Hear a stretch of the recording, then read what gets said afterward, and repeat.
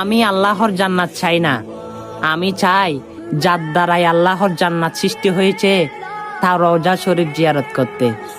আমি জান্নাতে হাজারে কাউসার চাই না, আমি চাই ও মক্কা শরীফে গিয়ে হাজরে জমজম খেতে।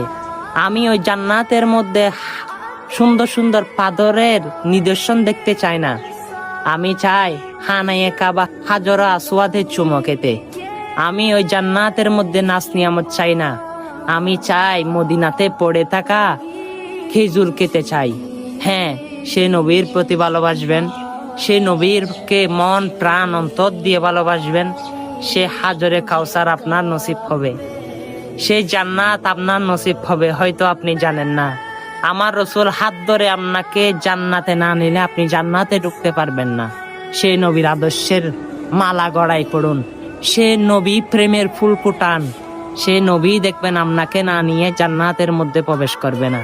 অবশ্যই যারা আশেকে রসুল, তাদের থেকে রসুলের সম্মানগুলো ভালো লাগবে, তারা শেয়ার করে সকল মুসলমানের কাছে পৌঁছে দিবে।